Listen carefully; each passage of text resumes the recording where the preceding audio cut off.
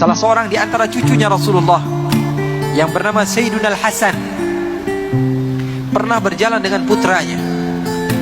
Di beberapa tempat dia berjumpa dengan orang pedalaman yang benci kepada keturunan Rasulullah, karena keturunan Rasulullah ini dibenci dari semenjak zaman dahulu, bukan sesuatu yang baru. Sampai Allah katakan dalam Al-Quran, inna syani'aka huwal abtar, sesungguhnya orang yang mengatakan kamu tidak memiliki keturunan, wahai Muhammad, dialah yang tidak memiliki keturunan. Padahal ada di dalam Al-Quran.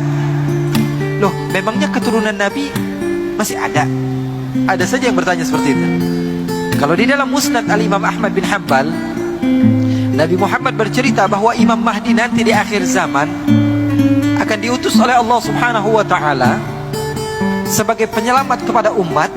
Kata Rasul, dan dia dari keturunan saya. Sekarang pakai akal. Kalau nanti di akhir zaman ada keturunan Nabi, terus nongolnya dari mana kalau sekarang gak ada keturunan Nabi? Fahami teks hadis Rasulullah, kemudian gunakan akal kalian. Kalau Nabi Muhammad mengatakan nanti di akhir zaman ada seorang imam yang bernama Imam Mahdi, dia namanya seperti nama saya, nama ayahnya seperti nama ayah saya, dan dia termasuk daripada keturunan saya. Kalau di dalam hadis dikatakan Imam Mahdi keturunan Nabi, munculnya dari mana kalau sekarang gak ada keturunan Nabi? Apa tiba-tiba muncul begitu lahir? Paham atau tidak? Sayyidina Hasan suatu saat sedang berjalan-jalan, tiba-tiba ada beberapa orang yang datang dari luar kota Madinah mengejek Sayyidina Hasan. Dia bilang, hei kamu ini orang zalim, hei kamu ini mengaku cucu Nabi tapi kamu tidak berakhlak, kamu ini adalah orang yang fahish, kamu ini adalah orang yang begini dan begitu. Diejek. Anaknya udah marah nih, anaknya sudah kesel. Dia bilang, ayah kok diejek gak marah-marah, bapak kok dibilang begini, dibilang begitu, kok kamu tidak marah, biasa saja, bahkan wajah kamu tidak berubah sedikit pun. Apa kata Sayyidina Hasan?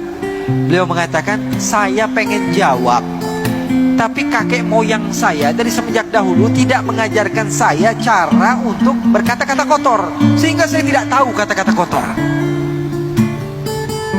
Untuk mengatakan sesuatu yang kotor saya tidak tahu, karena saya tidak diajarkan oleh orang tua saya. Subhanallah.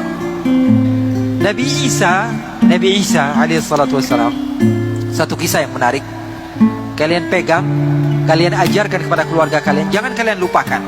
Nabi Isa alaihissalatu wassalam pernah suatu saat sedang berjalan. Ketika beliau berjalan, tiba-tiba ada sebagian orang yang mengejek Nabi Isa. Dikatakan, wahai Isa, kamu ini penjahat, wahai Isa, kamu ini perusak dunia, wahai Isa, kamu ini adalah orang yang tidak benar. Nabi Isa tersenyum dan mengatakan apa? Jazakumullahu khaira, terima kasih banyak, semoga Allah membalas kamu. Dia ejek lagi, kamu pembohong, wahai Isa, kamu pendusta. Ingat kisah ini, ajarkan kepada keluarga kalian.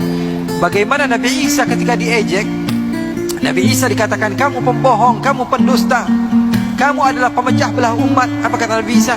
Jazakumullah khaira. Hawariyun, pengikut Nabi Isa, bingung. Wahai guruku, kenapa kok kamu diejek? Kamu jawabnya jazakumullah khairan, semoga Allah membalas kebaikan. Apa kata Nabi Isa? Huwa yukhriju ma'induh wa ana ukhriju ma'indi. Apa kata Nabi Isa? Dia ini, orang-orang yang jahat ini, dia mengeluarkan apa yang ada di hatinya. Hatinya kotoran semua, yang keluar dari lidahnya apa? Kotoran juga. Saya cari-cari di hati saya, kotoran ada atau tidak? Tidak keluar dari hati saya kecuali apa?